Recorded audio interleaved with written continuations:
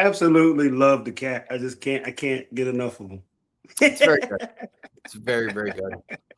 Another thing I just noticed was StreamYard has a new little logo too for their duck Yeah, it's up a there in the little corner. weird duck thing. I It's don't like know. a head coach duck. He got his headset on and Yeah, I don't know. I don't know. that's new. Well, welcome in. Um, interesting day.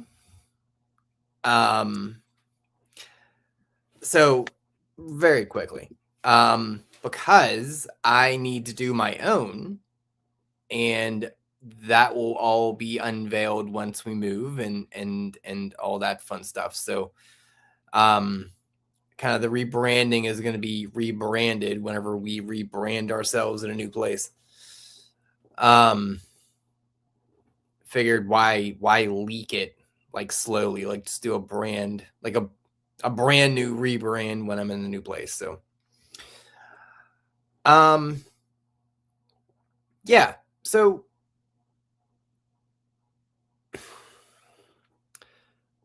yeah, so am I am looking forward to it as well. Actually allocate time and space to it. So I guess kind of the premise of this show, just kind of yap about the latest housing stuff, and then I figured, kind of parlay that into kind of talking about anxiety again, then super parlay that into a draft of, well, you'll find out. So as everyone has known, doing the whole house thing has been very, very, very, very stressful to me, to the point where I don't really sleep. I'm not necessarily on edge. I'm just far from myself. It's been very, very hard on me. Like, I don't know if suffering is a good word, but it's felt very, suffery to me. And it sucks, right? Because you look at this, amazing thing you're doing, right? Like one of the biggest things you're going to do as a human is buying a house. Dirk with the fucking heat. 100%. Anything for a Nas quote. Sleep is for the cousin of death. Fair enough.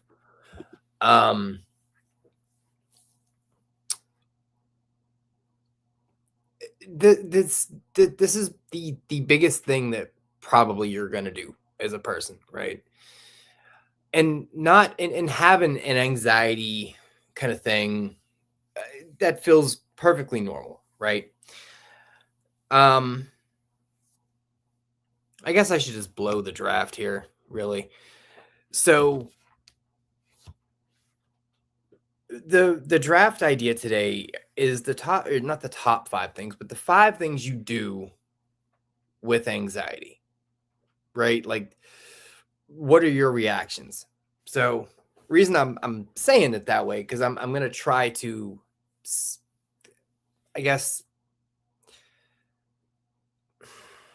Maybe we should lead in with the draft. I mean, pretty much just run down your things. I mean, pretty much that how you navigate through it. Well, no, I don't want to. I don't want to. I want to end, because we never do that. Like I want to end with that. Like that needs to be, that's our signature. God damn it. So I'm gonna tiptoe around kind of some of the things. So just not really sleeping, not really experiencing this from like a joyous thing. It turned into a full blown panic, for a lot of reasons, right? Probably not handling it the best that you can. But I've never read a blueprint or a biblical scripture about how you are supposed to deal with anxiety. So unless somebody can provide one, Great. Until then, judge me if you must. That's fine. I don't care. But because of my anxiety, something pretty neat happened today. So I got a hold of my lender because we got the conditional approval. Well, not really, but I mean it is, but it's not on the books yet. But it is. Hey Cal, and also Dirk and Stones and Coke and CM. Everybody in the chat. Bees in the chat. Bees in the chat. And because we were given conditions to send over, and they're very standard conditions, actually, which was nice. They weren't anything egregious or goofy. So did that. Didn't really hear anything from her. That's fine. Reached out because I did have a question, because there's going to be probably an employment verification, and I realized the number I gave them is not really the number that they would need to get a hold of the people. So she called me eventually. She's on the West Coast, so big time difference, whatever. So we talked, and a few things we found out. So we did get a quote for homeowners insurance, and it's way high, and it needs to be lower for them to approve it. There was a lot of add-ins that we had on there. Took them off. Still only took us down. We were about $50 more than we needed to be for them to approve it. So then Tiff, she basically looked at somebody else, got super bare bones, like not covering anything. And it seems like that's going to be okay and acceptable, because that's in the range that they needed to be. Obviously, as soon as the deal closes, we're gonna probably just cancel that claim and go to the people that we wanted to go to initially. That's fine. You can do that. No big deal. No harm, no foul. The other part that we found out, because we were waiting on a few things to happen, and basically, long story short, I just sent in like 12 months of bank statements to verify kind of employment and, rent paid, what have you, yada yada. They got the appraisal in today. The appraisal report, and all that needs done is they need to test the water, but they couldn't because the water was off. So the appraisal will be resent to the seller so they can plan that out. They can go out, check that. That box is checked. So it's already been inspected. That's done. And my situation with that whole bill I told you about that came out of nowhere? Yeah. So I found out today that if they can get this deal done within 30 days, they don't re-pull the credit, which basically means I don't have to worry about this thing, randomly hitting my credit, because they're not going to recheck it. That is a giant relief. So at this point, there's not much in the way of stopping this. Like, all the boxes are finally checked. And I'm not going to have a different story than what we had on was it Tuesday night? Yeah, a lot of anxiety there. Yeah. So it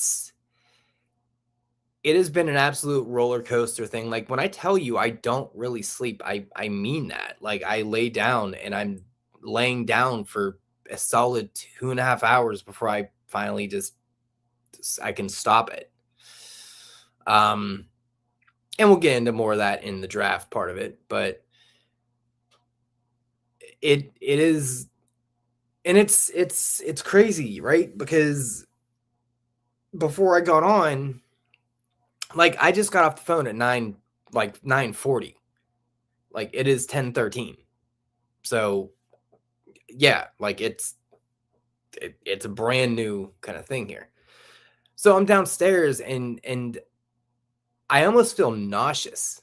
Like, and it's weird, right? Like, because I've had so many different things, like things tugging at me, right? And this is that like almost not almost dizzy. Like I was like it's so hard to explain without like feeling it, right? Like you can't articulate this feeling. Um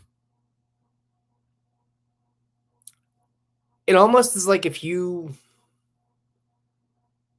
it's almost like if you're holding your breath at a high elevation and you start to feel like you're ready to like pass out. Like that's kind of what it felt. Mm. Um and it's not the first time I've felt that. It was that same kind of feeling once I found out that they accepted the offer, like the seller. The like that surreal, oh my God, this is happening. What are we doing? You know? So yeah, I it's it I don't know what else you could come across that would kind of equate to that, right? Um, by far, this is not, I'm not the only person that's ever gone through this. I realize that. I do. Dark says it sounds like excitement. Yeah, but it's that different, it's a different feel. It's like you almost feel like you're above your body, right? It's almost like you're floating a little bit. Like you're seeing you're seeing this happen, but like you, you just I don't know how to play. I don't know how to explain. You're You outside of said like an out of body experience, right. Like it sounds goofy, but you're in that moment, but I guess overwhelming is the best way to put it. But you're not in tune with yourself to like have the emotional feeling of like I'm so excited. You're just like I don't know. I it's very very difficult to articulate it. It really really is. Um it has been crazy and you guys have seen me good and bad and up and down and I appreciate the folks that have been like along with the journey, been cool with the whole process. I mean, once this is all set and done, I'm probably not going to be proud of how I dealt with it. Um, and it's going to be that hindsight retrospect. Oh man, you were tripping over all this stuff over no reason. Everything is fine. It's like, yeah, but once again, we'll get into that in the draft part of it. But,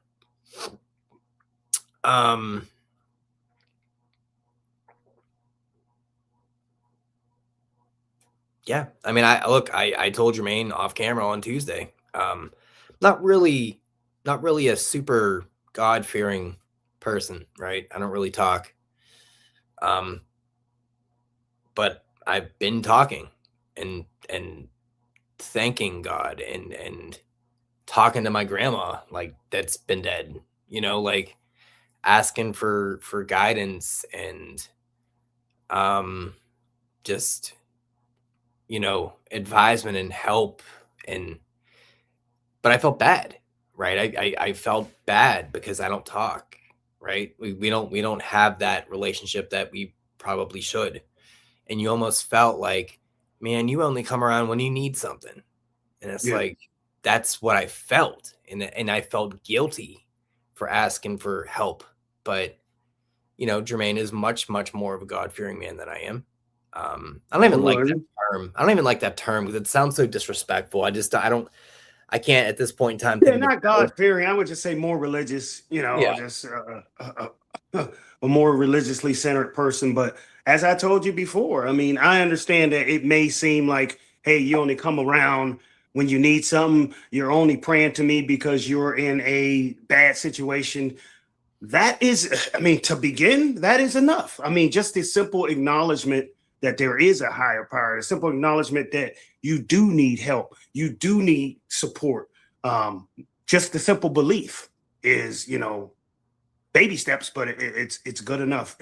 It's good enough to begin with, as opposed to just totally ignoring, any type of higher power and thinking that you have full control over everything, and you obviously do not. No, and I am kind. Well, let me stop there. Maybe you're right. Maybe we should have did the draft initially. Shit, it's fine. Don't worry about it. So I was gonna say also, old school members of the show, but I also realized like none of you fucking people watched us before, so that doesn't apply to any of you. Any of you that have been on the Patreon and have looked at the back catalog, and if you haven't, do yourself a favor. It is embarrassingly fun, but cringy, and it shows you our evolution. It was a good time. I'll never do it because I'm like, I will literally keel over and die from embarrassment. But I mean, it's not polished. It's very raw, Yeah. but it's deep. It has a lot of deep messages. Yes, and it's authentic. It's very authentic, which we've never changed. We just got better at what we did.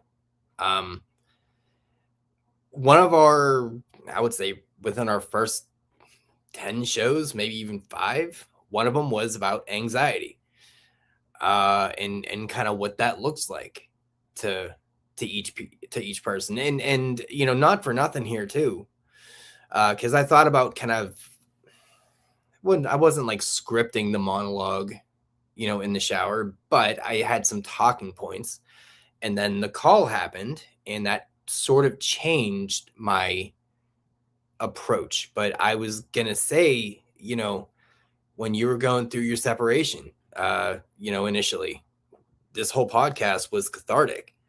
And this topic that we were talking about was going to be cathartic. And it has to a degree. I haven't really touched on it a ton. But enough to kind of let people in.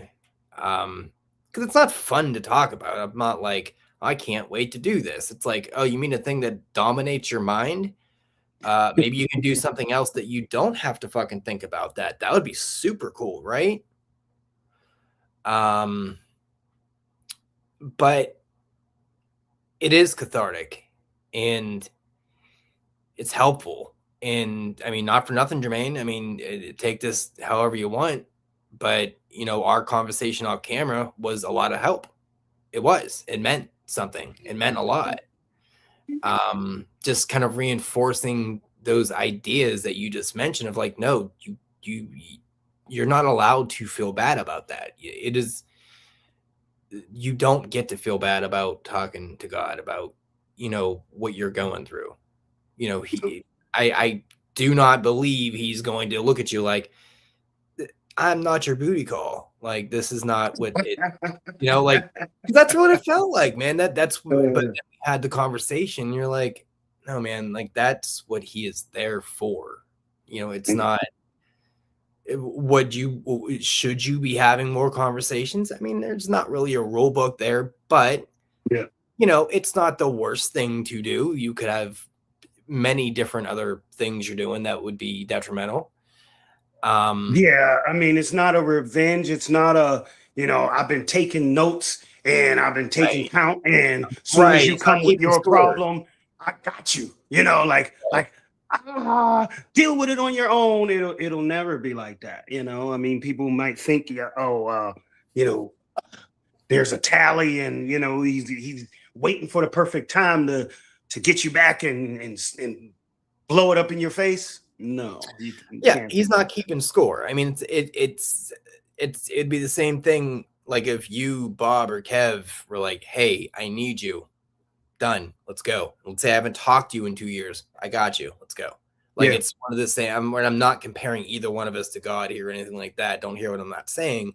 No. It's the relationship of like, you haven't really talked to me in like 6 months, man. Like, what are you doing? Like, why are we like, now you want something? It's like, no, what's up? What do you need? Let's go. Yeah, and we talked about, men. That's kind of the difference between men friends and sometimes female friends, because they have to constantly be engaged with each other in order to call each other friends. We talked about, we got friends that we could see or not talk to for 5 years, and like you said, pick up the phone, I need you, and we pick up as if we never left each other, Right. we never left each other's side, and we keep moving. Can you imagine, one of your good friends, and you call up and they just say, "Hey man, you wasn't there when." I was going through my separation. You wasn't there when, can you imagine if they had a list of stuff Yeah. of what you wasn't there for and you need them and you're in your most vulnerable point? I mean, how messed up would that be? Right. So And nope. and not for nothing, don't take any offense to anybody in the chat that you weren't included in the name drops. Just understand I've known these men for at least a decade. Bob probably damn near 2 at this point. So it's just that type of, that, I mean, everyone understands that. It's just, so anyone that feels some type of way, don't. It just is what it is. But it's interesting if you because I don't remember exactly, and I probably should have done a little bit of research, but I was incapacitated for the last hour or so, kind of, because it was an hour-long conversation. So understand that as well. Wow. Yeah, it wasn't like a quick yo, what's up? It was like, no, it was an hour-long conversation with Blender and all that. And because we're so, actually, let me scratch that, because I'm so efficient with these things and I'm so anal and anxiety ridden about it, everything she needed on the phone, getting it done, sending it over, uploading, downloading, bang, bang, bang, bang, bang. Like, I sent over 12 months of bank statements. There you go. Done. Here you go. But I don't remember exactly what I guess situational things we mentioned about the anxiety thing. I think we more so touched on about what it means to us and how that manifests itself, and how, I guess, maybe how we kind of attack it, but I don't think we really went too hard in the paint there. Just more so in that real time what that looked like. And unfortunately at that point in time, that's when you were in the thick of it with your situation. So your anxiety was through the roof, right? So, I think the episode kind of heavily focused on that, which is perfectly fine. And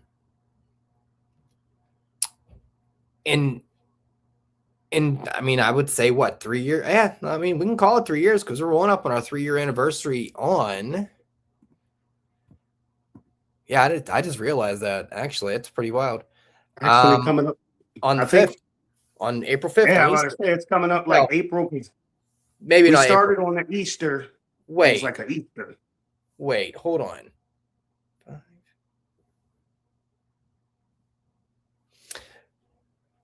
I think that would be April 3rd. And what's wild, just kind of silly about that, is that's when the bonus hits. That's when the closing costs hit.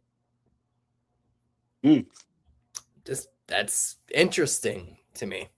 Anyway, I think the anxiety things have changed a lot. I think April 3rd. Thank you, Dirk. There you go. Yeah, that, my dude, that is some. Look, I'm not saying anything. That's just weird to me how that kind of works out. Something that we've worked very hard on and has been cathartic and helpful and gained viewership and friendships and changed kind of our, really fundamentally, our lives to a degree, not financially been in any stretch, but just giving us a different purpose, I think is a good way to put it, lands on the day that we are going to basically fund, not we, but me and Tev, that the day that funds kind of our future endeavors. That's, I don't know, man. I like symbolism, means shit to me. Like, some people think it's stupid and coincidental and things like that, but I see things like that, and that stuff means something. I don't know if it's divine intervention. I don't know if it's just coincidence or whatever. If I'm reading too much into it, I don't know. But symbolism, that shit's real, and I will die on that hill. I have no, it's fine, but it's just interesting how days line up. Interesting, important days line up. Mm-hmm. But yeah, go ahead. No, I said, yeah. I mean, it was 3 years. So, like you said, I mean, because I remember,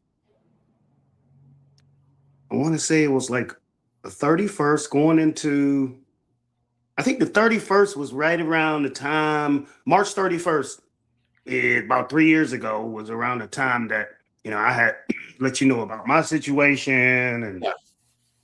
Um, and then we did our first recording pretty much I want to say that Sunday or next Sunday after that or something like that. It was Easter, I know, and just so happens to be Easter comes up next Sunday.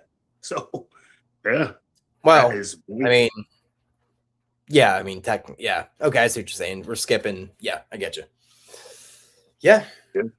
And symbolism and, like you said, timing and things that happen for a certain to me, that, yeah, I mean, like you said, you can call it divine intervention. Of course, that's what I believe. But, I mean, if other people, they can call it coincidence or whatever. But, things lining up a certain way, I don't think it just happens to be, it's just a pluck of a cards, and you just happen to get the jack out of the deck. Like, I mean, things happen for a reason. I'm a firm believer in that one as well. Yeah. But I think anxiety has changed.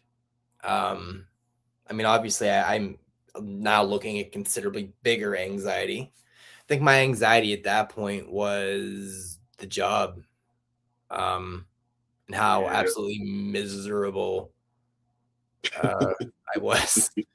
Yeah, because I was a couple months removed, at least. I ain't gonna say a couple months. I don't know how many months I was removed from the job. Maybe wow, yeah, because the COVID and all that happened. But at the same time, you were still there, and I was just like, I knew it was a matter of time. I mean, I was, I felt sorry for you because I didn't know how long you was going to be able to hold in there, man. Because when you work for one of the worst companies in the world, it's going to get to you at some point. Yeah. Yeah. No. And just, yeah. I just thinking about the differences between now and then, what I was worried about feels very inconsequential and very silly. But in that moment in time, you're like, this is the most important thing. This is the most important thing that's happening in my, circle.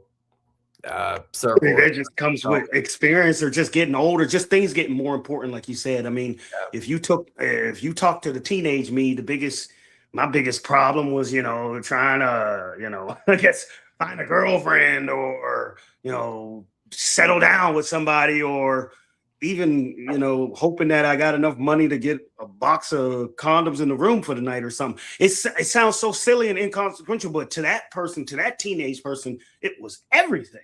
You know what I mean? And just like, you said 3 or 4 years ago, you probably were thinking about the goofy job, but at the same time, now we're talking about closing in on a house that's huge. You know what I mean? Like, it's like as you mature and your problems get a lot larger, then your anxiety can be, a lot heavier. So you do have to find a way to manage it that it doesn't consume you, because as you get older, the problems get more serious and the anxiety could be a lot more stressful. Really can.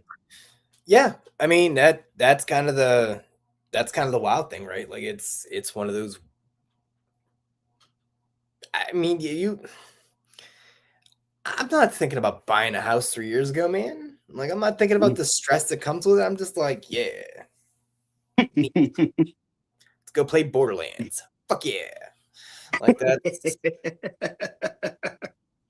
Yeah. But yeah, it's just interesting to kind of see and once again, I know that because I'm still not willing to get in bed even with everything already laid out, like the boxes are checked, even knowing that, I'm still not willing to say it out loud that it's good. I'm just not. I'm just not going to do that. I believe too much in not fate. Well, I do believe in fate, like beyond a ridiculous amount. I believe in fate, but I'm that guy that I just don't want to put it into the ether because I don't want the universe to say you got cocky. You got cocky. You now don't get this. Even though me saying that doesn't constitute being cocky. Still in my head, I'm protecting myself is what I'm doing. That's really what I'm doing. At the end of the day, that I'm just protecting myself. Yeah, Um, the count the eggs before they hatch thing. I never try to. I told you in fantasy. I mean, and through examples where you would say, mm, "Don't worry about it, man. You got the game. You won it." And I'm like, I'm telling you, until that clock strikes triple zeros, there's always a possibility that something can go wrong. And especially last year in fantasy. God yeah. bless America, man.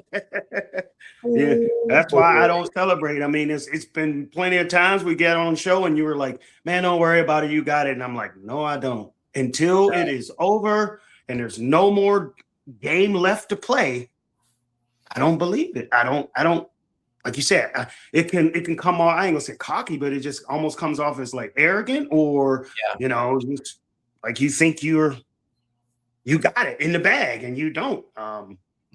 And I've That's had why I I have have a plenty of examples of counting my eggs before they hatch, and I've got burned on it, and I will never do it again. and I and, will and that's never why do I'm it not again. participating really in the planning stuff for like, so what do you want to do? Well, I want to do this, this, and this. I'm like, what do you want to do? I don't care right now. I don't want to do anything. I'm not doing anything. I'm not committing to anything. I'm not falling in love with this place until I have those keys in my motherfucking pocket. Yeah. That's what I need. Now you can go on your whatever's fine. Mm. I I Celebratory journey. my You can head go and on my your chest excursion. won't fucking do that. I can't. I refuse to do it because we are so deep right now that if this falls apart, don't I don't think I can recover. And I Yeah. honest to God mean that. I don't think I'd come back and be me anymore. A part of me would break. And I don't want to see that. I don't know how that looks. I just know that I fucking hate you, Stony, so much. You are the What do worst person. Um what do you say? just just Stony shit. He's just saying Stony shit. He says Just second hour of the draft. no. Oh, you don't see that? No, Yeah. I've never seen him in real time. He's crazy. Um, but I mean, honestly, I mean, um, all joking aside, I mean, Stones can probably attest to a lot of those feelings too. Not necessarily, well, I guess really the anxiety too, but having a part of you be broken, right? You know, when his house situation happened, that had to crush him, Yeah. right? Mm. I'm Um, not in this situation, just feeling for him and trying to attempt to empathize with him. And I was just like, man, if that happened to me, I don't know.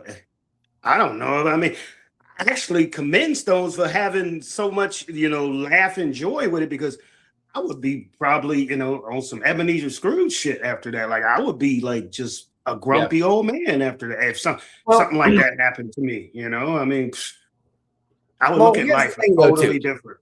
I mean, bad things happen to bad people, so there's that part of it too. Um, fucking cocksucker. No, but I mean that. I mean, he can definitely feel, you know, a different version of that because it's like we did all this, we built all this, and now it's gone to no hand of my own. Yes. Which would be, I mean, I don't know if it would be necessarily no hand of my own if this thing falls apart, because it's all reliant upon me. Like this whole loan thing, this whole thing happening is because of, what I'm doing and me and yada, yada, yada. So, I mean, I could take responsibility in that sense, but in general, it's not like something I overtly did. And in Stone's case, absolutely nothing he overtly did. So, yeah. I got a similar saying that doesn't have to do with a house, but the situation with my car being totaled, and I had nothing to do with that as well. So yeah, I'm hurt. I'm still hurt behind. Like I still don't. I'm still in my mind have a glimpse here or a thought here, and I'm like, I still don't understand the meaning of why that happened. I mean, like I'm searching for how sometimes there's life's lessons, and you say to yourself like, right. Well, maybe this happened because later on down the road I was going to do this. I'm grasping for answers of why that happened. I don't see any lessons coming out of it.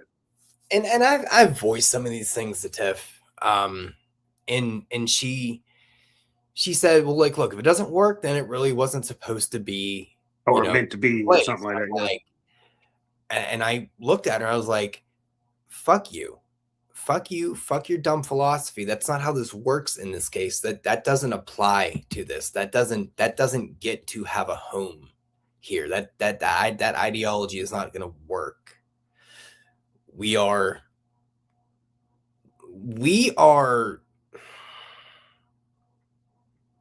like Mama Stone's mustache hair away from having this fucking house, right? Yeah, your mama got a mustache. Fuck you, Stoney.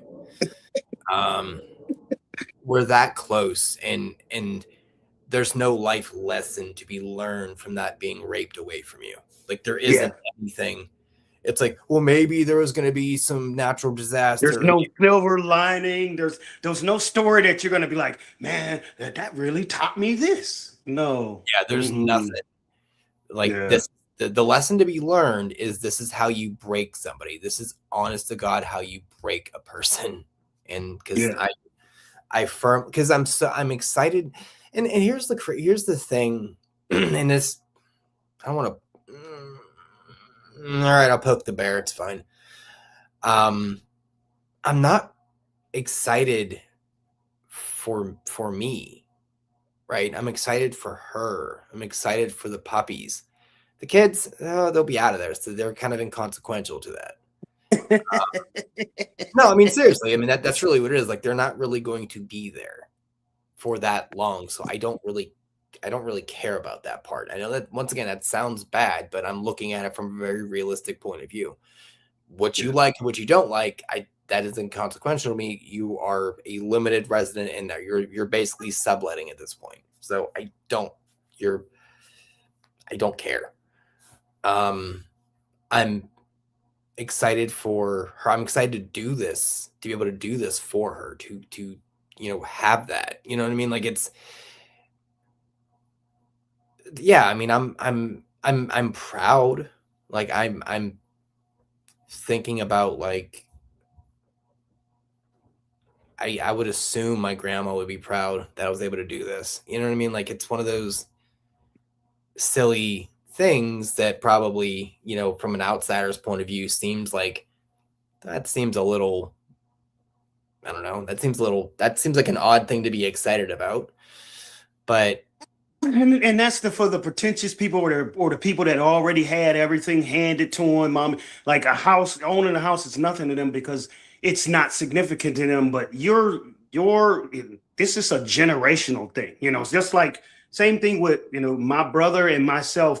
We were one of the first people in our family that actually went to college. Now for maybe some well-off people going to college is probably not a big deal. But it's a generational thing. It's like, okay, we were some of the first people, in a, low income, minority neighborhood and one of the first people to go to college. So that's a big, huge deal. Same thing, probably in your situation. I don't think there's a ton of people in your family that's just buying houses and buying up property. Everyone's is a huge deal. Everybody's dead. So, there's like, that's the part of it too, where I'm like, I'm a loser. I don't have a college degree. I went to college twice, realized it was a fucking joke, and was like, yeah, I'm all set. Yeah. I have an okay job, but generally speaking, it's entry level, but it's at a small company, so there's not really a lot of positions to have. Yeah. I haven't really accomplished anything. I really haven't. I don't have a successful podcast. Sorry. Breaking news. I'm not Joe Rogan. No. Honestly, if I was to die tomorrow, first of all, very, very, very few people are going to show up. But there's not going to be like this grandiose obituary, right? There's not going to be a legacy. I'm not saying this how now I have a house, now I have a legacy. No, but from an unknown and kind of an unplanned benchmark checkpoint, whatever you want to call it, it's a big fucking deal to me. Like, Oh, absolutely. like that's I never. I mean, I'm potentially about to be a homeowner. Like that's.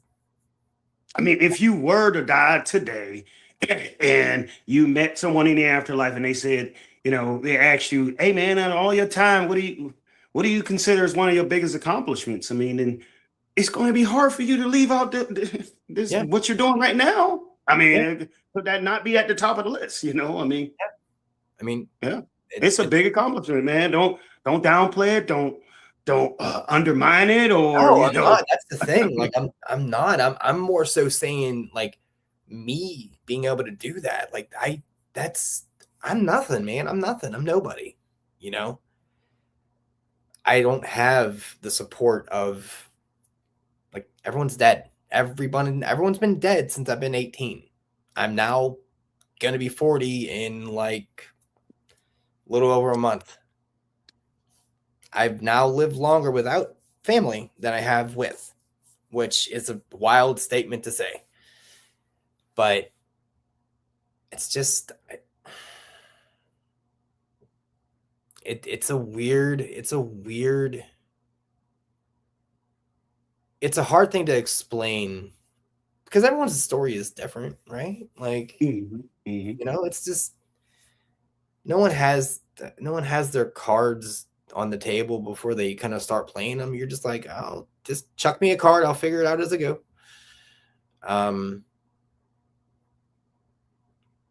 But I'm more excited to do this for her because there's a part like I want her proud of me too.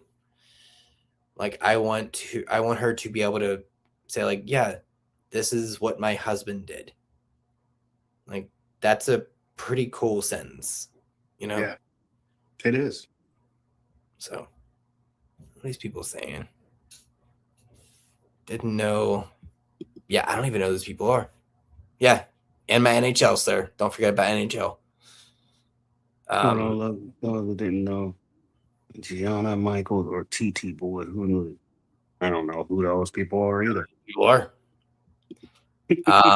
Show up there. I mean, dude, you don't want anything for Permane Brothers. This shit's overrated, bub. I promise.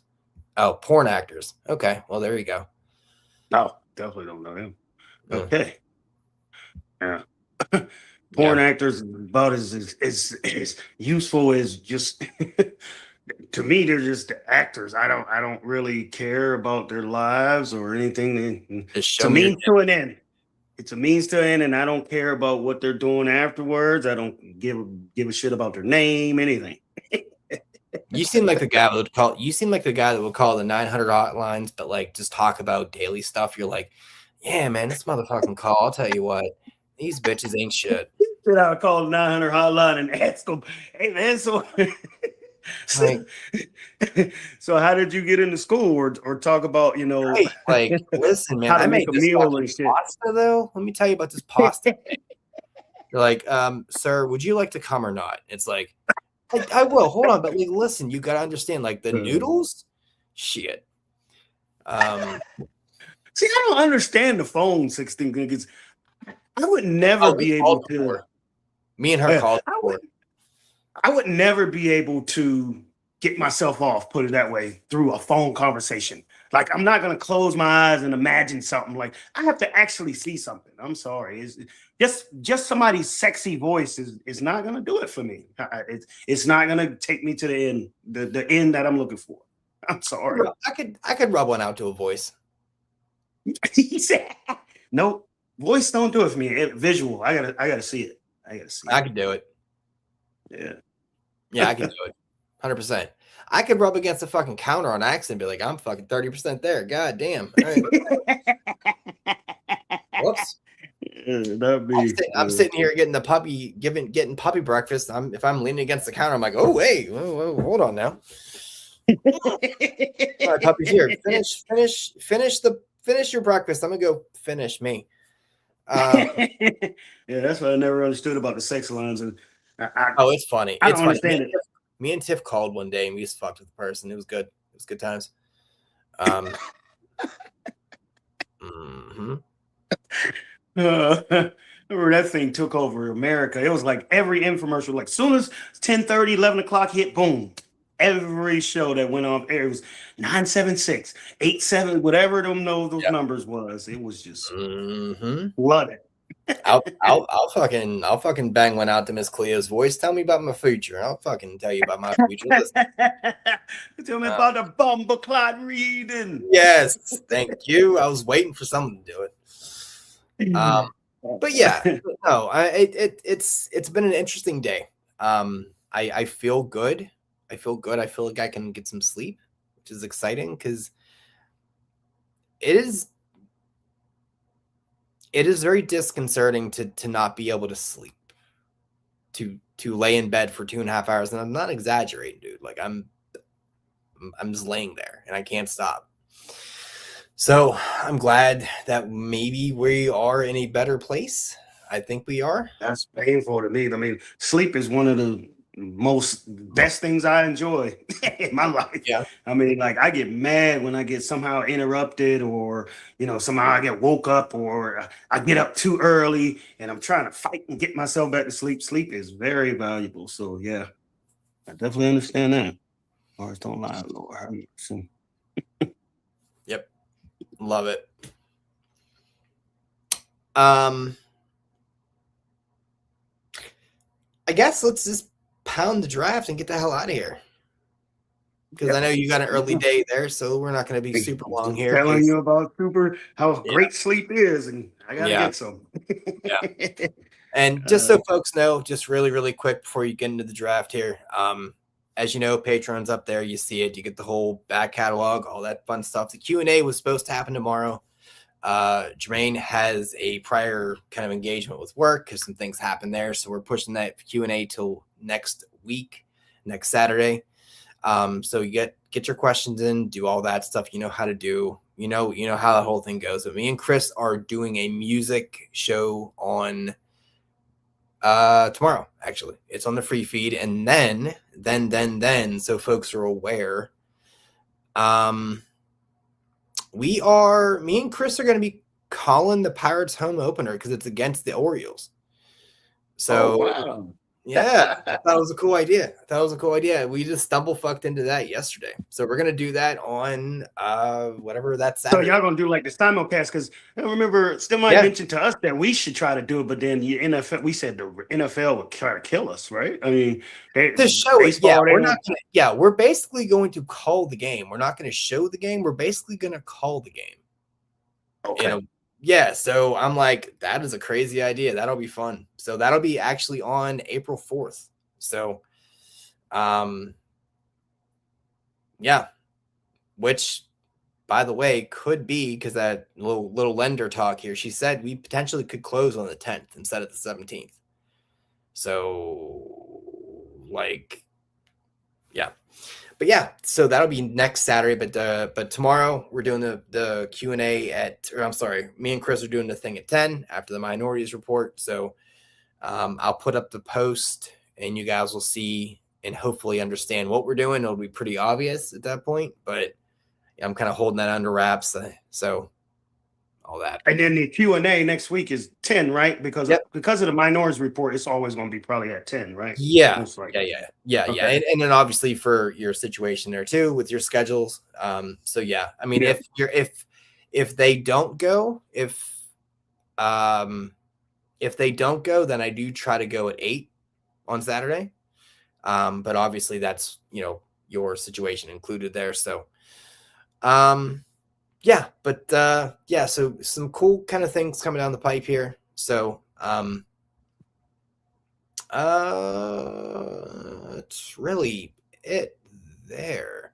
And if this simulcast thing kind of goes, or calling the game thing, maybe we'll do that a little bit more often. We'll see.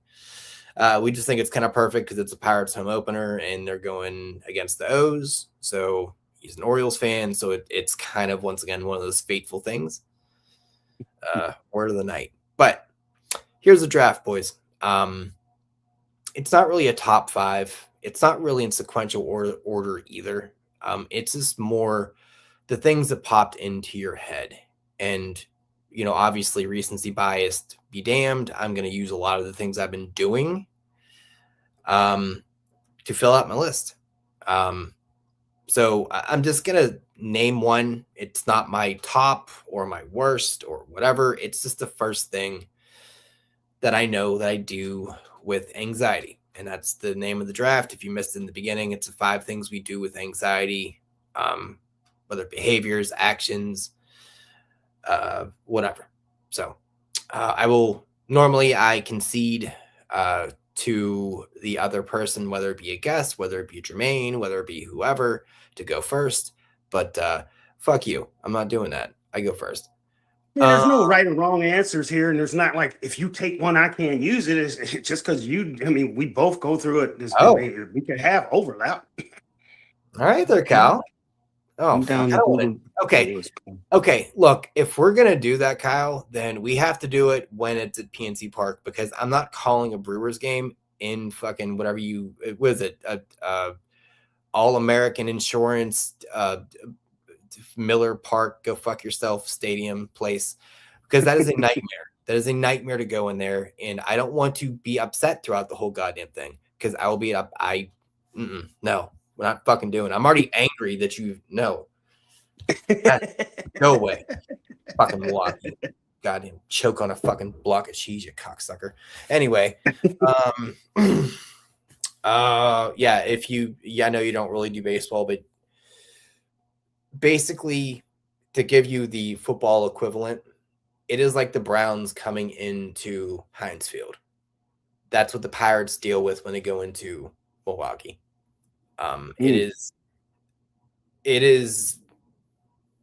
like I'm not gonna say that not gonna say that online. I remember you mentioned it before. You just said it's like a weird mystique to their stadium or something. It's evil devil voodoo. It's evil devil voodoo. God is not in Milwaukee. I promise you that. I promise you he's not in Milwaukee. What the fuck is this? Oh, ooh. Okay. I just got a final court-ordered mandatory collection notice thing. Hold on here. Your traffic violation account has officially declared delinquent and default. Ooh, fucking neat. Okay. Traffic. Yeah. So I have to scan. So what I have to do is I have to scan the QR code. Okay, I'll I'll jump right on that. Fucking idiots. Good God. They sent you that at this time of night? Oh yeah, for sure. Yeah, because that's how the court lets you know of court dates. They text you. Did you not know that? Were you stupid? Come on. I ain't never got a court date text in my life. And the funny thing is, like the picture they sent, it's not even like standing still. It's like jumping. It's fucking weird. I think the text message has cancer. I don't know. It's very odd. Anywho. All right. So I'm going to lead off with this. So with anxiety, I do a thing where I mentally prepare myself for pretty much all outcomes. So if you want to call it overthinking, you can. This instance included, I have dealt, because that bill that came up that was going to potentially cause a very large problem, which, God willing does not now because of aforementioned conversation I've had with the lender. When I found out about this, I prepared myself and went through all of the emotions and emotions to figure out my contingency plan for my contingency plan, right? With the thought that if it did come down to the come down, I would be already emotionally drained and I would only go on rational thought and my planned attack. Now, that being said, doing it that way causes a huge strain on you as a person, mentally, physically, emotionally, all that stuff. And you're also, depending on the level of intensity of what's going on, we're going to put my shit at a 10 because what the situation is. I went through a lot to do that, to put myself in a, okay, I'm drained kind of thing. So I'm okay with that. It's not healthy. Don't do that, kids. Don't do it. It is a miserable experience. I promise you that you shave a year or so off your life when you go through this, for as long as I've been going through it now. But that's what I like to do. I like to prepare myself for all possible outcomes, and just I will overwhelm myself in the here and now to allow myself to think clearer if said things happen. So there's my one. Give that a title if you can. I don't know. Now, like I said, it was going to be some overlapping answers because that's pretty much one of mine. But one of the things that I do, if any situation comes up and I start to get, the feelings of anxiety, is I try to figure out everything that I can do in the immediate, either in the immediate future or in, depending on how long, whatever this situation is going to play out. I try to figure out anything that I can contribute and to try to make the situation better. So I try to figure out, is there any details or any way that I can make the situation better? So I look for me to own up to it, and to try to figure out what I can do to alleviate some of my anxiety. So, with a situation when, I was getting ready to go get my car inspected, and, I was worried about getting pulled over, so on and so forth, I would sit there and make sure I took a certain route, the most least traveled, cop route or back street, so on and so forth. So just looking for different ways that anything that I can do to alleviate some of the stress related to anxiety. So, you're kind of doing the inverse of me there, right? Like, I am taking in more water. You're cutting a hole in the boat. So I like that. I'm going straight. I'm like, okay, here's a whatever A, B, C situation. And it's like, okay, this is crazy. And then I start saying to myself, like, what can I do right now to help this out? And is there anything I can do in the future? So I look at myself in the mirror first and I say, what can you do right now? Okay. Also, play along in the chat here, boys. I'm curious to see what you guys do too.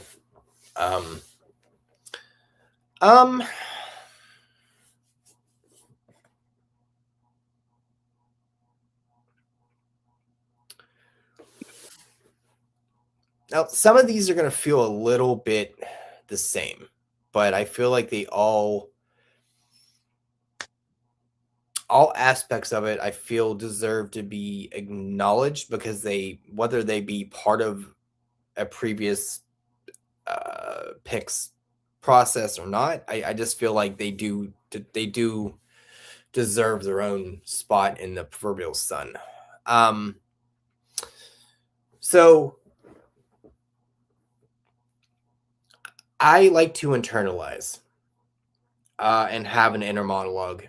Um, I don't want outside interference or outside perspectives till I ask for it. I know that feels very demanding and probably, once again, not the healthiest of approaches, but I prefer to do it on my own,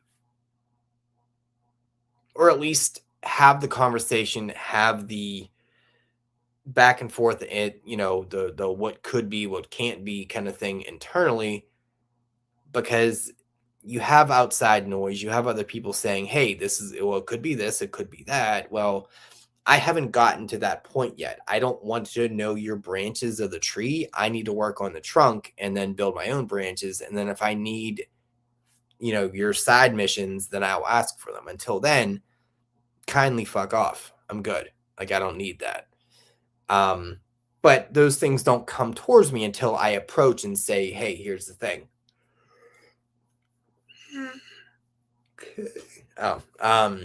So I like to internalize until I have a plan and another plan to my plan and another plan to my plan. Then I'll bounce it off people to get your perspective, because then I will allow that to trickle in and maybe add things to it or eliminate some of my ideas. Because once again, if you are overwhelmed and you are kind of going over it, over it, you can kind of muddy the waters with kind of,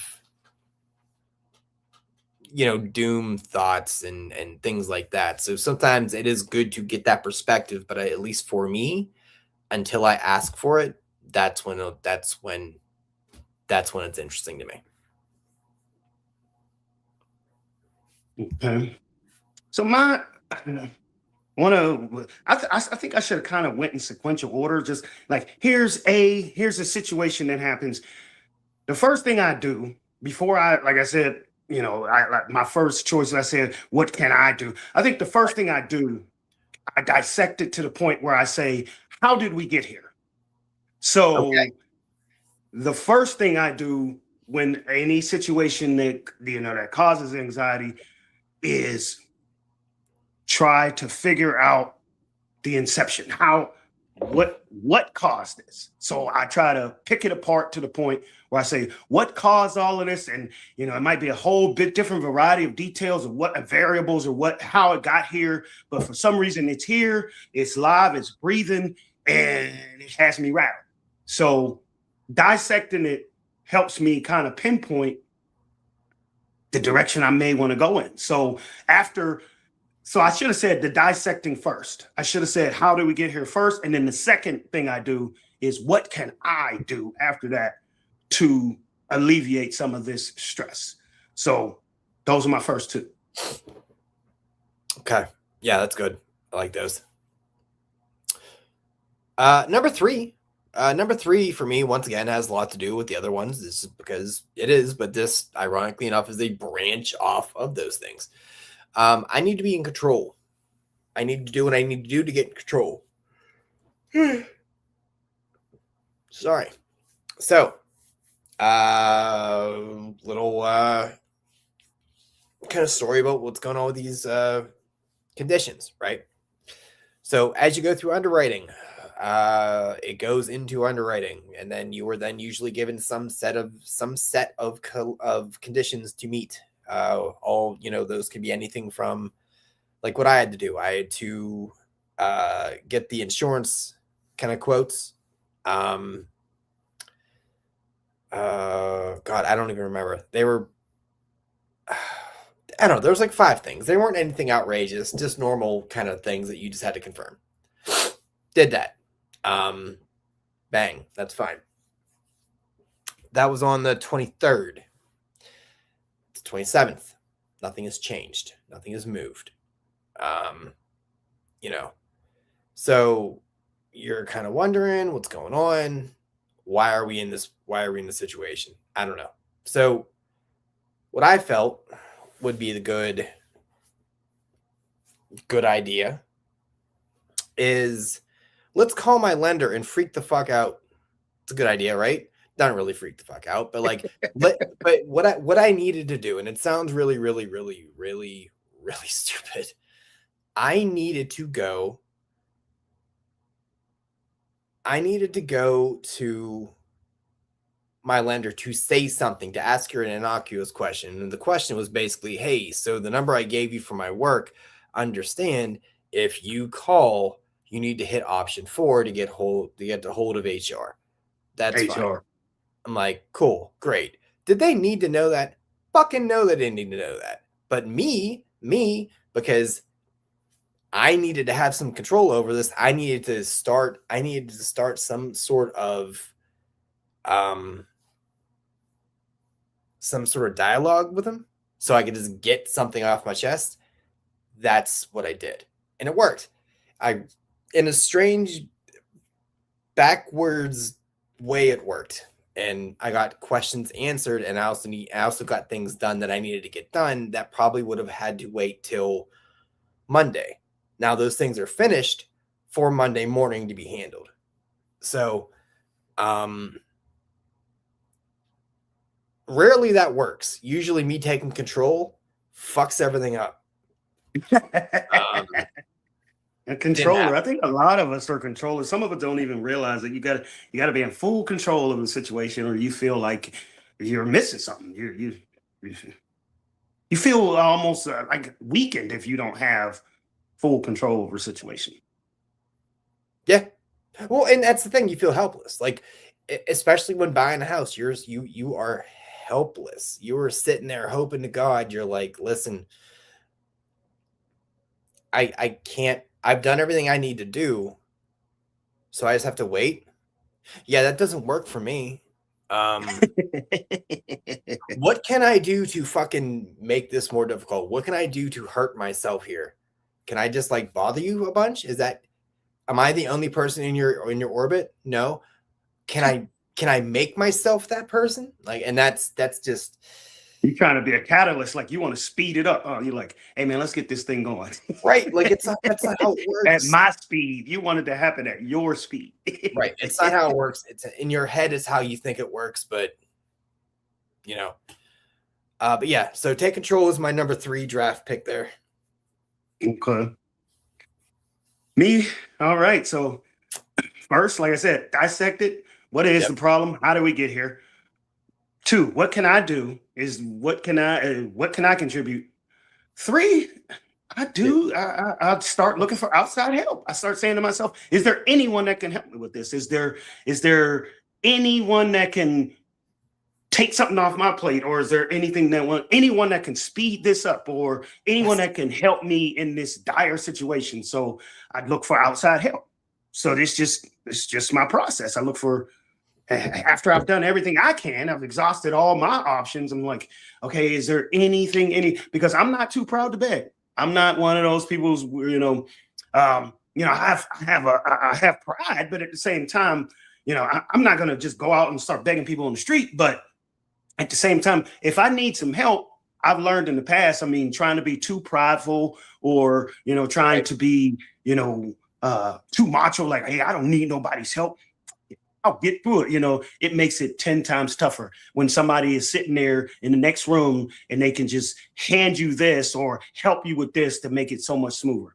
So through trial and error, I've learned to don't rely so much on myself and to reach out and ask for help if there is help there. I'm not going to overly ask for help because I still have a certain level of pride that I won't let myself stoop to, but I have not completely dismissed any and every help. And as the years went on, I've learned that, certain people are expert at certain things. And, I've learned to reach out to certain people to see if there's any other possible scenario or any other help. So that's the order I go in. How do we get here? What can I do? How do we get here? What can I do? Is there any other help out there? So that's my 3rd draft pick. Funny Slangs thing black. about what you said there, Sony. When as I was growing up in Duquesne, I literally lived right across the street from Polish Hill. Polish Hill. I don't even know where. I heard of it, but I don't know exactly where Polish Hill is. That like I don't know. is that like Squirrel Hill type? No, I'm thinking Squirrel. That's where all the it's where all the Polacks are. I don't fucking know. uh, I mean, I'm like what There's part of the city? Like what town is it around? it, Well, you say you grew up around Duquesne. no, it's not. No, there. So here's the thing. So there was a park called Polish Hill.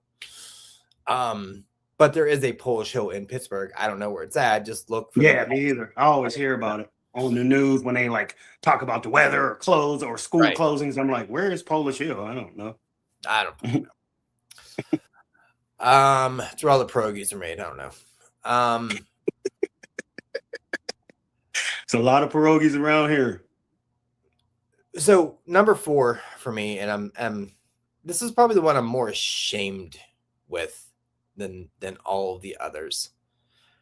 I shut down and I have a hard edge to me. Like normally I'm not approachable anyway. You know that. I have that look of like, don't just leave me the fuck alone. And it's not on purpose because I'm generally like a pretty like jovial person, pretty personable. I'm kind of like the person that for whatever reasons on the few times I ever do go to bars, people are like, hey, it's like, hi. Like I don't know why people do that, but whatever. But when I have a big thing going on or something has me anxiety ridden, there is an edge. I'm just very unapproachable. Just I don't. It is a very visible thing, and I'm very much a emotion on my shoulder kind of person. This obviously gets cranked up to 11, so it's. I don't want to be bothered. I don't want to go do things that I enjoy. I'm almost like being a martyr to my anxiety, which is as miserable as it fucking sounds. I would do anything to not go through that stuff, but I also, in the same vein, realize it is very protecting myself kind of. It's kind of the move I'm doing here. I'm just turtling up, not because I'm afraid. Ooh.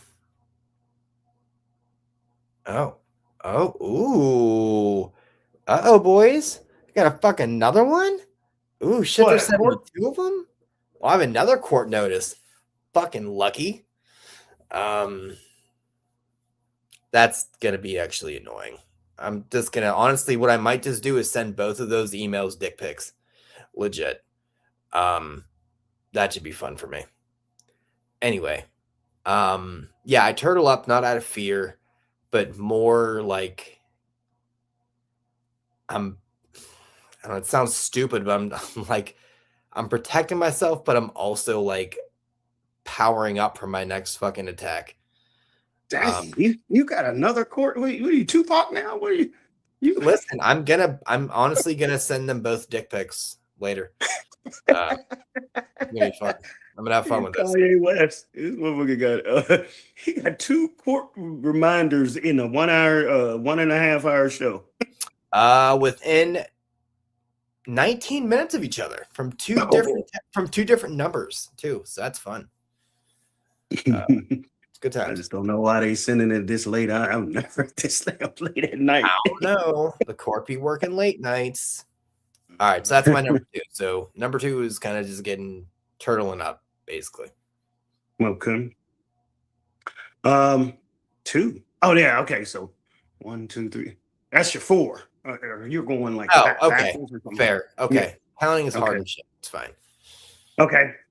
So in my process, it's like I said, first one, dissect everything. 2, what can I do? 3, what help can I get from someone else? And then 4 is your first one. I play out all the scenarios. I start saying, like you said,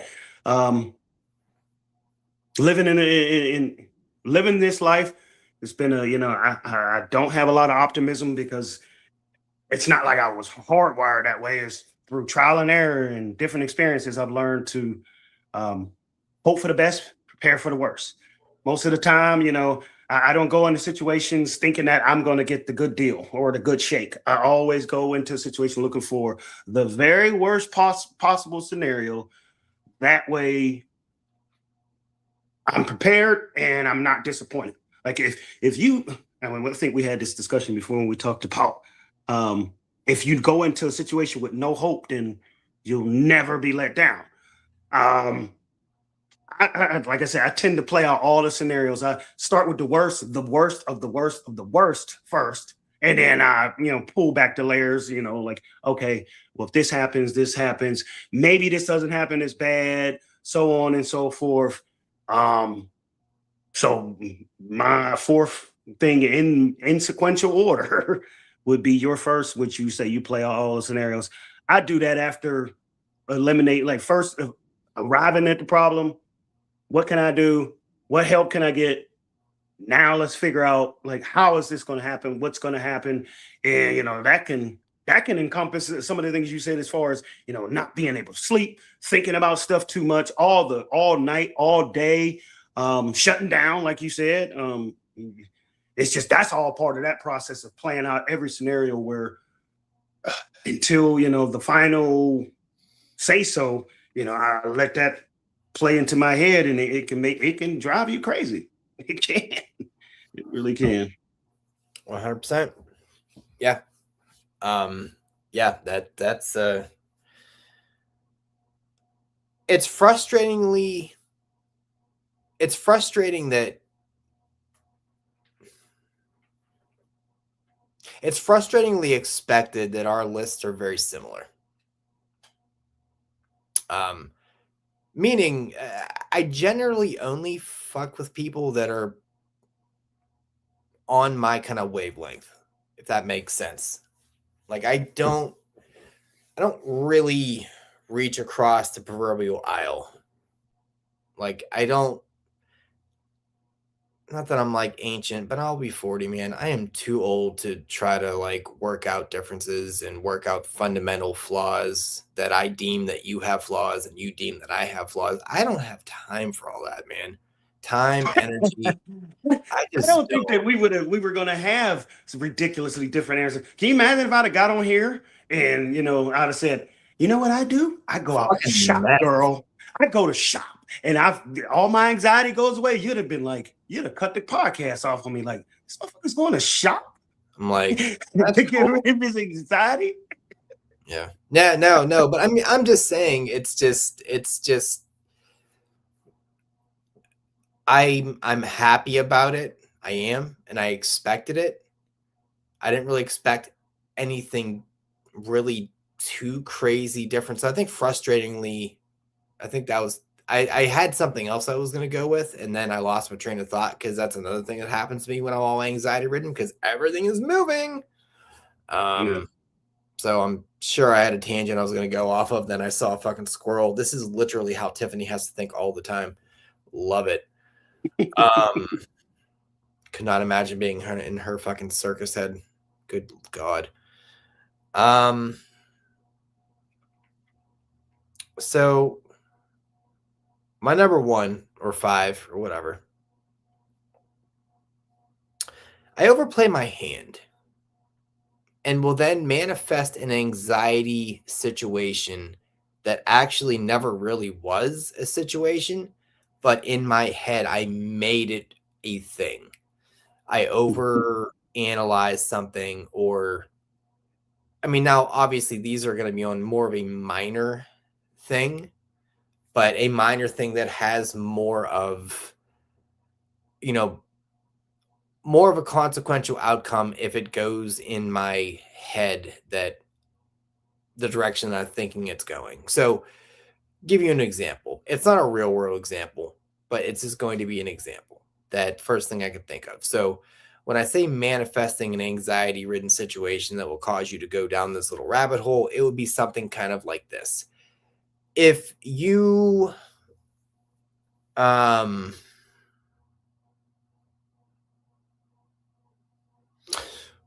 you're working on something at work, right? You're doing some kind of whatever, Okay. and you make a pretty drastic mistake, and you're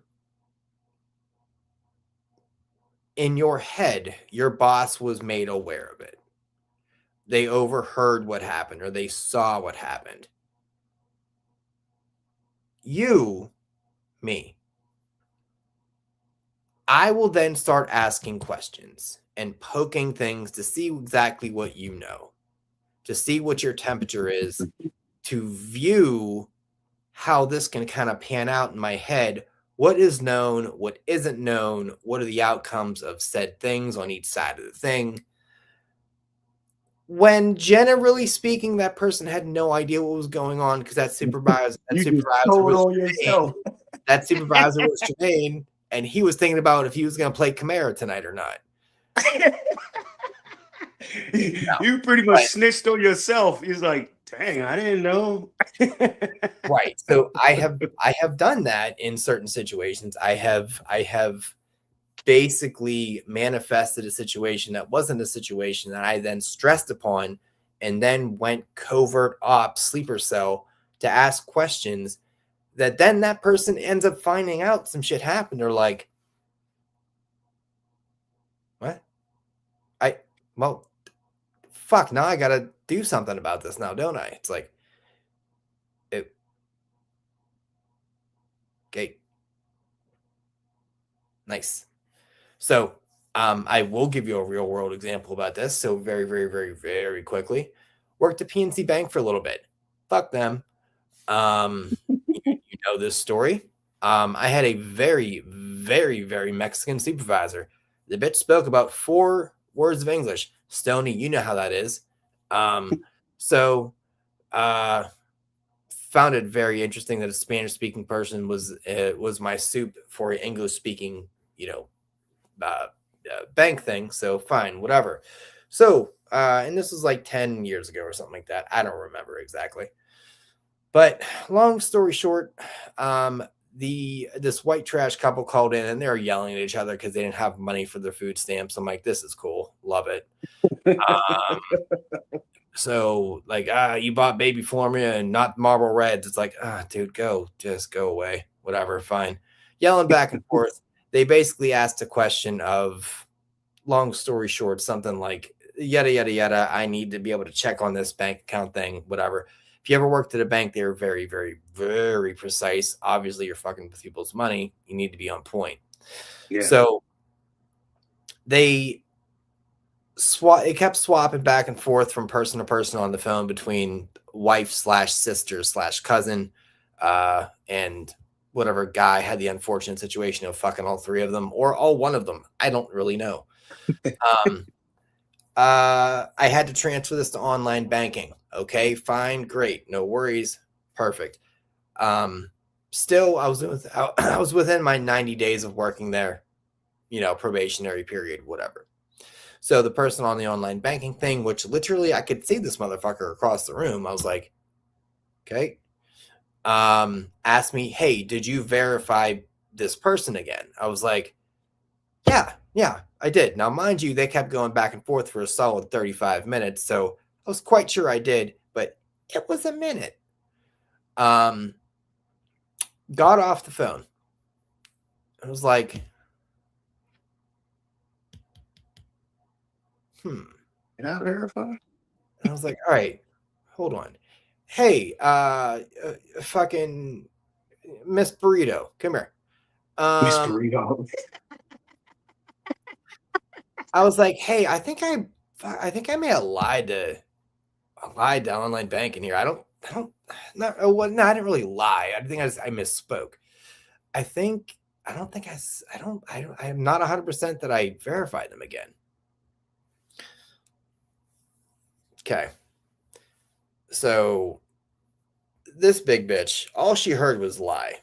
Mostly might be that's all she fucking understood.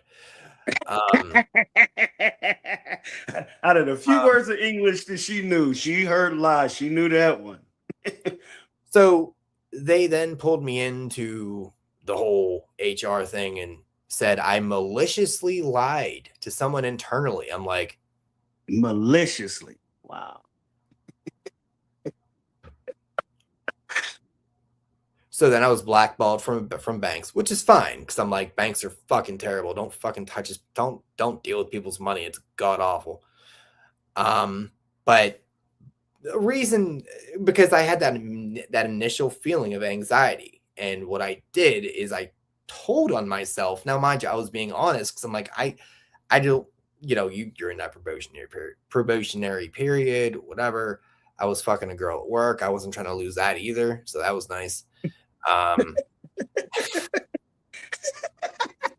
but at the same time, if you would have just went on about your day, not caring, and Right. said to yourself, if they're gonna catch me, they're gonna catch me, you wouldn't have got caught. But you overanalyzed it and you told on yourself. Yep.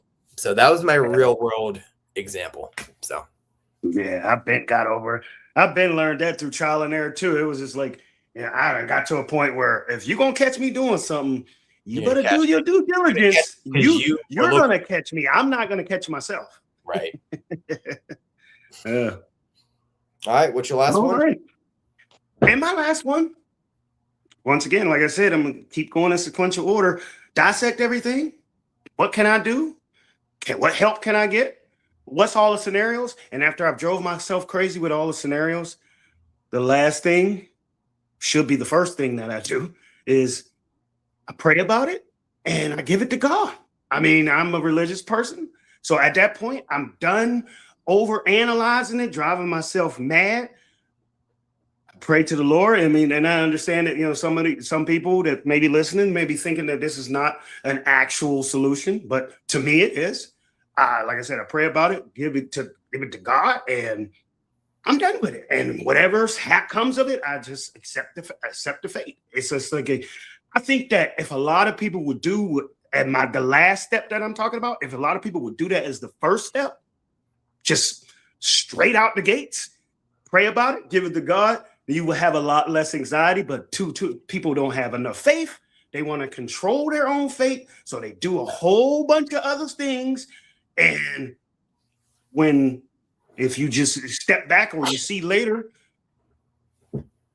God had you in the beginning. So, but all that extra stuff is just hoopla that you put yourself through. So I got to learn, to be more faithful and to just do the last step first. And I will have a lot less anxiety, but it's kind of hard to do because we live in a world where, you want to help yourself. I mentioned you want to be in control. Yeah. Yeah. But along with that though, too, I mean, because you started with the whole thing of like, hey, how did we get here? Well, sometimes you kind of give up control to something else. And that's why you're in the situation you're in. Now you're asking to go ahead and give up control again. You're like, well, that's how we got here. Hold on. Yeah. Hold on. Yeah. One moment. So yeah, but you're right. But I don't know if that's going to stop you from going through the other motions though.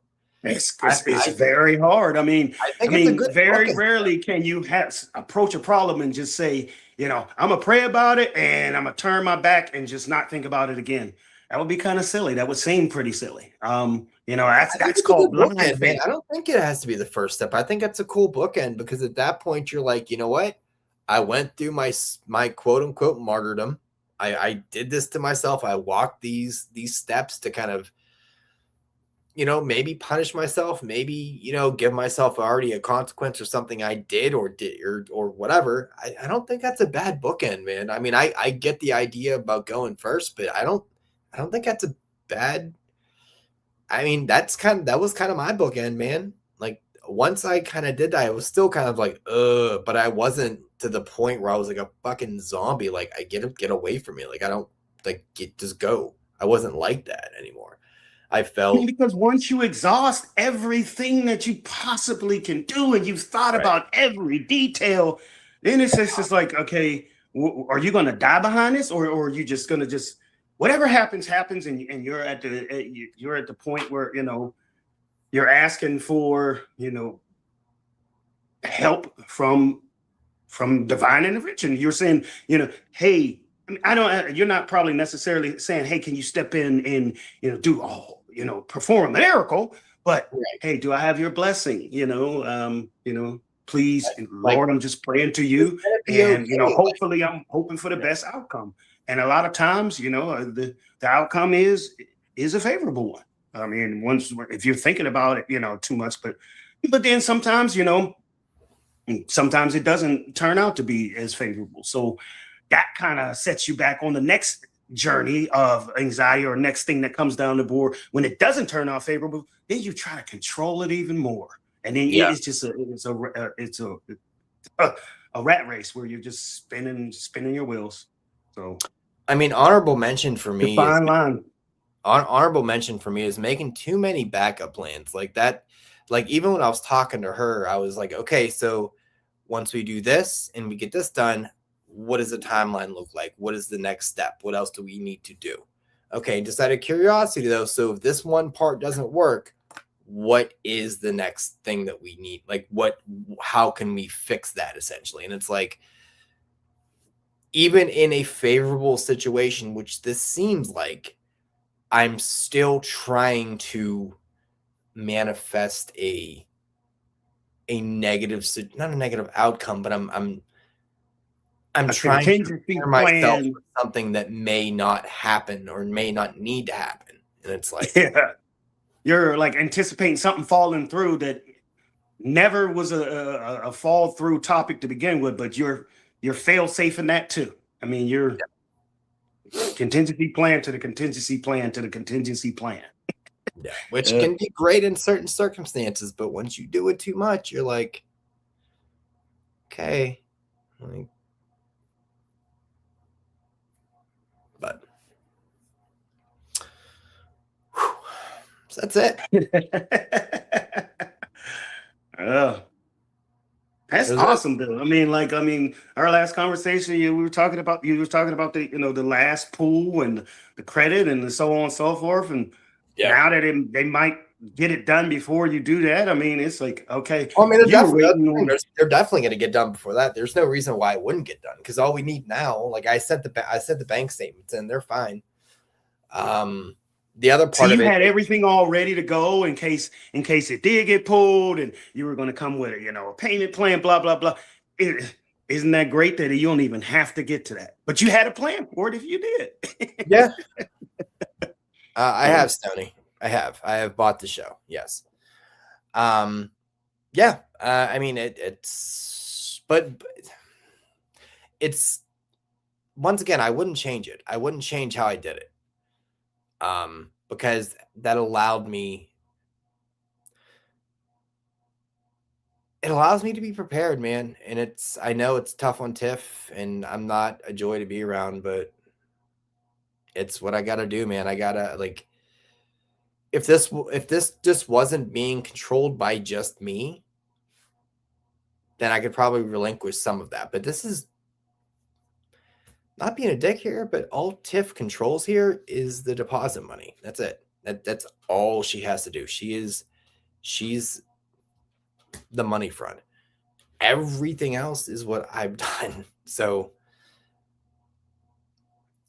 that's, I think, why I need to have so much control over it, and why I need to be, my hands need to be in it, and why I'm, as soon as something comes in, I'm sending it right back out. Done. Bang. Done. Here you go. Done. Because I don't want to waste any time. So it's, I wouldn't change it. It's how I operate, man. Is what it is. Stressful going through, but when you look, I mean, whenever it's over and you back and you hindsight and you look back That's on what's gonna make it it's a worth it too. invaluable experience. It's going to be, And it's gonna make it so much nicer when it does happen. It's gonna be like, I walked this road, man, and I did all the normal things you're supposed to do, but I was able to go through what I made myself go through. And these are the fruits of my labors. And that's And when you work for something 10 times harder, the reward is 10 times sweeter. I mean, Well, when you that's the thing I told her too. I'm like, if it was easy, man, it wouldn't be worth it. Like that's kind of how it. No, I'm actually very in 98% of the time. I'm very just like very relaxed and chilled out. But you know, yeah, that's it. So tomorrow, 10 o'clock, me and Chris are going. Got the show. Check out the friendos on the ticker up there. Check out the Patreon. You know what to do there. Get your questions in. You got a week. I'm gonna watch the Pirates tomorrow. I'm gonna watch the Penguins tomorrow. I will catch the Minorities Report tomorrow, and then I will record with Chris at 10. So busy fucking day. And you'll be working because you's a bitch. I'm sorry. Thank you. Oh, real quick. Speaking of Kyle is now Stoney, you're still pending, but Kyle is joining us on Wednesday, by the way, for the folks that don't know, for the baseball show. So he'll be along with me and Chris, maybe Stoney, maybe not Stoney. He'll let me know. But be prepared for that. He has to let me know exactly what he wants to do, how he wants to go about it. I know we're going to do our regular stuff. Me and Chris are. It'll be the first week of us really analyzing our pitchers and batters of the week for our teams. But I'm interested to see what Kyle got on deck. He did do the producer tier, so anyone that has not done that, you have the opportunity to make your own show and do all that fun stuff. So that being said, Kyle, get me 3 graphics. Oh, because by the way, so you guys know, from now on, every month we're doing one intro. Now, obviously, guests they do get a separate intro, but it's one intro for all 3 shows. Yeah. So basically, just need 4 pieces of media or 4 media ideas from either Kyle and music for the show and topics, obviously. But yeah, so that's all I got. So Jermaine, you go to sleep. I know you got to go Betty buys and work. Boys, appreciate you guys coming out and dealing with the serious episode. Now you know there wasn't not a lot of laughs, but you know sometimes it bees like that. So thanks for everybody coming out and support. See y'all next week. All right, boys.